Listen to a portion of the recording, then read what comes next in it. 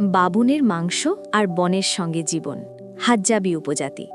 এদের প্রিয় খাবার বাবুনের পাছার মাংস এবং লিঙ্গ। পূর্ব আফ্রিকার তানজানিয়ার কেন্দ্রীয় অঞ্চলে কিলিমানজারার কাছে বসবাস করে হাজ্জাবি উপজাতি, পৃথিবীর প্রাচীনতম শিকারী জনগোষ্ঠী। হাজ্জাবিরা আধুনিক কৃষি বা গৃহপালিত পশুপালন করে না। তারা মূলত শিকার ও বনফল সংগ্রহের মাধ্যমে বাঁচে। তাদের প্রিয় খাদ্য হল বাবুন, বিশেষ করে বাবুনের পাছার মাংস এবং লিঙ্গ। এদের বিশ্বাস এটি তাদের শক্তি বৃদ্ধি করে। পুরুষরা ধনুক ব্যবহার করে বাবন, ছোট হরিণ, পাখি, কাঠবিড়ালি এবং অন্যান্য ছোট প্রাণী শিকার করে। শিকারের আগে তারা বনফল খায়, যা শক্তিশালী নাস্তার মতো কাজ করে। শিকার করা অত্যন্ত ঝুঁকিপূর্ণ, কারণ বাবুন অনেক হিংস্র প্রাণী। তবে শিকার শেষ হলে মাংস গ্রামবাসীর মধ্যে বিতরণ করা হয়। হাজ্জাবি উপজাতির জীবনধারা সম্পূর্ণ সমতামূলক।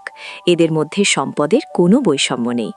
তারা আনুষ্ঠানিক ধর্ম পালন করে না, তবে প্রকৃতির প্রতি গভীর শ্রদ্ধাশীল।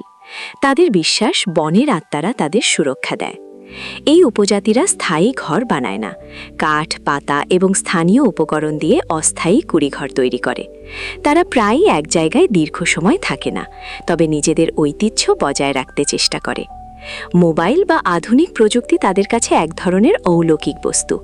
পর্যটকদের কাছ থেকে তারা এগুলো দেখে অবাক হয়। তবুও হাজার বছরের পুরনো জীবনধারা এবং শিকারী দক্ষতা এখনও তাদের অস্তিত্বের মূল শক্তি।